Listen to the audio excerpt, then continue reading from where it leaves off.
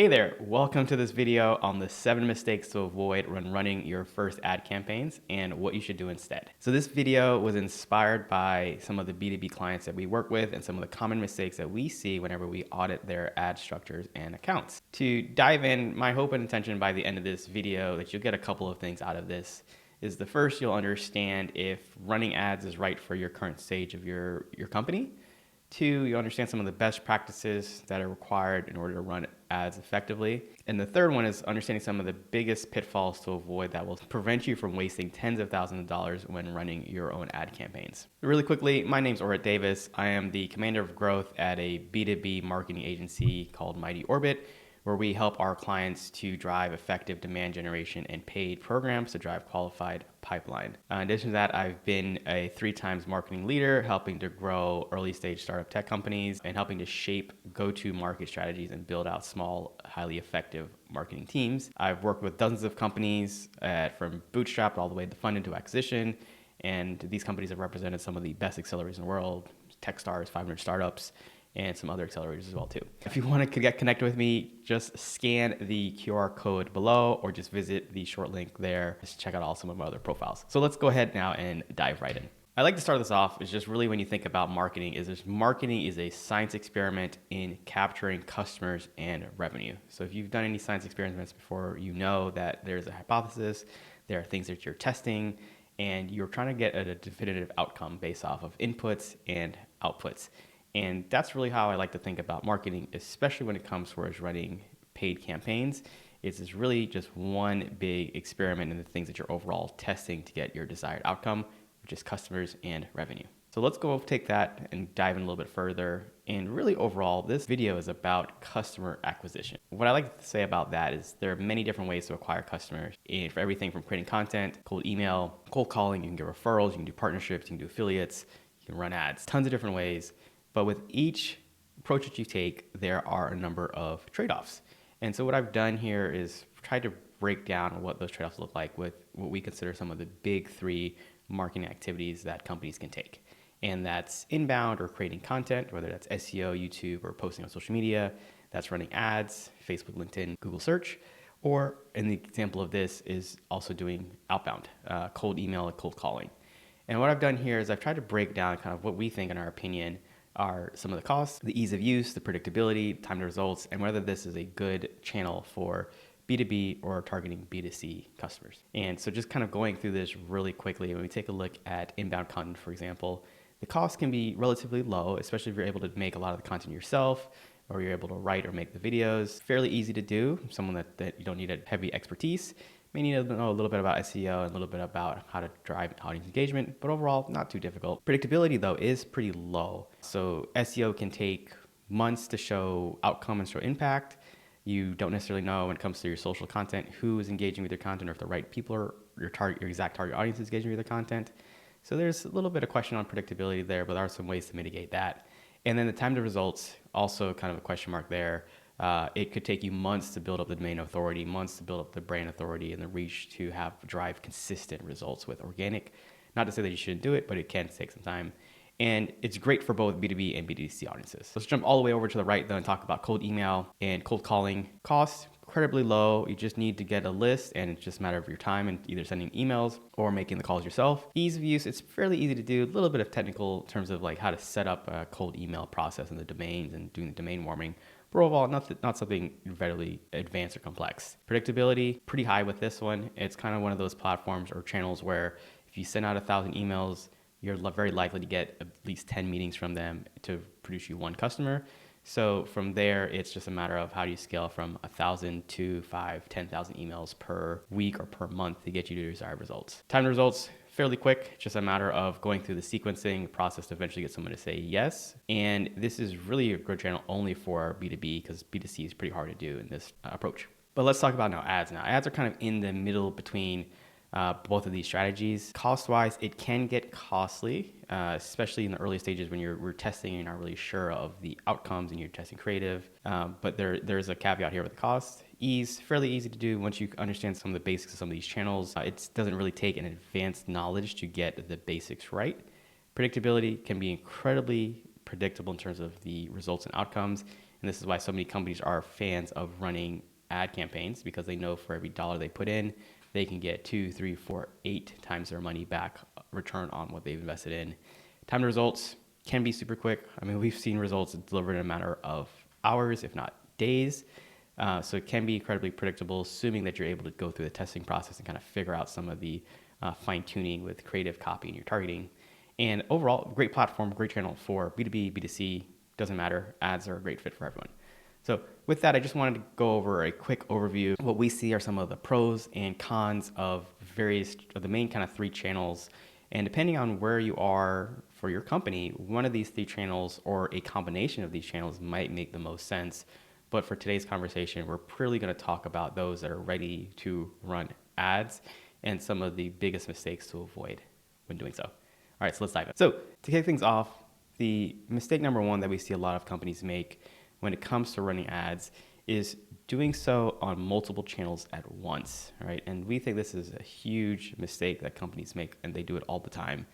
And first, we recommend prioritizing one of the big 3. So that's going to be Facebook and Instagram, kind of the same, LinkedIn, or Google Ads. And the big thing to keep aware of is you don't need to be on every platform to see success. You may see your competitors, you may see other brands that they are advertising on every single platform that exists. They're doing on Reddit, they're on Twitter, they're on Quora, they're running Spotify ads. But you don't need to do that in order to be successful. And honestly, what we recommend and what most companies should do is just pick one channel that you know your customers are on and learn how to master that one channel before you move on to anything else. And a lot of times what we see is the answer of what you should do if you're finding success on one channel is to scale that channel up even more, right? So test more creative, test more targeting, add more budget to that equation versus then deciding to go on to another channel. It's very unlikely that you have exhausted one channel without maximizing some of these offers, messaging, positioning, creative, and really have scaled it up before you move on to the next one. Hey there, really quickly, if you're a B2B SaaS or health tech company looking to drive demand generation programs with paid media for your company, book a free growth session with me below. We'll do a quick audit of your current marketing situation and figure out what's the appropriate game plan to help you reach your marketing goals. So now let's talk about the second big mistake that we often see companies make, and that has to do with conversion tracking. And this is such a critical piece. It's something that we recommend companies do before they ever spend a dime on advertising, is to make sure that they not only have their tracking pixels in place, so pixels for Facebook, LinkedIn, Google Search, and the other platforms, but to also make sure that their event tracking is in place with Google Tag Manager and Google Analytics. And this is such a critical component for running ads because these pixels really tell these platforms what they should be optimizing for. We want to make sure that we're tracking the most critical actions, purchases, form submissions, calls, meetings or demos booked, and that information is being routed back towards those channels so that we can optimize for more people that are most likely to take similar action. And this also really comes into play when we're talking about building audiences, especially for remarketing based off of user reactions or what a user does not do on our website. So they visit your website and don't book a demo. We want to be able to build an audience of all those people or those that do book a demo but don't take the next step. So really critical piece is this conversion tracking. We make sure it's a foundational thing that everything we do with the companies that we work with. Next up, and so just an example of that, just as on the case of Facebook here, is we can upload a customer list of existing customers and create lookalike audiences off of people that took those similar actions, right? So we want to be able to make sure to do more things like that. Next on is the fact that a lot of companies rush to run ads, but really don't have a deep understanding of your customers. And what I mean by that is most companies understand the demographics and firmographics of their customers, right? So it's Susan, she makes $150K a year. They are using HubSpot and WordPress, right? But you really need to dive much deeper than that and start to understand the problems that not only the problems that you're solving, desired outcomes, motivations, their state of awareness that your prospects or customers have, and also the sense of urgency for your offer and how it aligns with their overall customer needs, right? So it's one thing to be selling services for a 24-hour plumbing service and a pipe breaks and someone needs that immediately today. Another thing to be selling, for example, training services or personal training the day before Thanksgiving, right? You got to understand the sense of urgency there. And so kind of a process that we like to think of when we work with our clients around this is asking yourself some of these questions, right? So what is the ultimate dream outcome of your customer? What does the before versus after state look like? So before, they're using Google Sheets and Excel, and after, they have this really cool SaaS app that just does all the magic for them. What are their motivations? Any false beliefs and objections? So false belief that we run into all the time is that running ads is easy. It's not. There's actually a lot that goes on behind the process. So something that can be really helpful to address false beliefs and objections kind of leading into some of your ad campaigns and copy. And then what do they fear losing, or what do they hope to gain? Kind of really goes back to the motivation. And then some of the other questions that we have here, just generally, how accessible is your target audience? This kind of goes back to if it's very accessible, you can easily get contact information, email addresses, then cold email might be a better option for you, or an option that you should include in addition to running paid ad campaigns. And same thing, B2B, B2C, and then are you selling locally, regionally, or nationally plays a factor into that as well too, in terms of how you structure your campaigns and how you tie that in with other ad activities that you're doing. So now let's dive into mistake number 4 that we see, and it's not dedicating time and resources and energy around creative and targeting. And in today's world, this is such a critical piece because you are fighting for the attention of your audience. You're going up against memes and cat videos, and someone on a platform like Facebook or Instagram has to take their time away from doing those activities to view and see your ad. And so creative can actually be the biggest lever that you can pull when it comes to running your ad campaigns. And I like to focus on these couple of areas, is when we're thinking about creative, is like scroll stopping, audience specific, and pattern breaking creative, right? Because you have to stop someone else from scrolling past your ad to look at yours, and you want to make sure it doesn't necessarily look like an ad, or if it does look like an ad, it looks different from all the other ads out there that cause you to really stop. And following really effective targeting strategies, right? So kind of in this example, 2 examples that I've shown here, one, they've really done a good job of like calling out exactly what they do or who this is for. So like this is the ultimate high level masterclass. So if you have using Go Live high level CRM, this might be interesting for you. The graphics are kind of this click art stock, graphics. So it looks different from the super professional. So it makes you kind of pause and look like, how good is this be, and versus some of the other campaigns. Some best practices as well too when it comes to targeting is we want to make sure that we're avoiding cheap clicks. And what I mean by this is by default, both Facebook, LinkedIn, and even GA, Google Ads has a couple options that will open up the audience expansion. So Audience Expansion Network or Audience Network, they have these on by default. So you'll end up getting clicks from folks that are not on Facebook, not on LinkedIn, not on GA, but that are playing apps or games or some of these other items. Or your ads will be shown on third-party websites that have no direct correlation towards your brand or your company. And so these often cost in very cheap clicks, very low quality leads, if not any leads at all. So we always recommend avoiding these at all options. And the same thing goes for broad match keywords on Google search.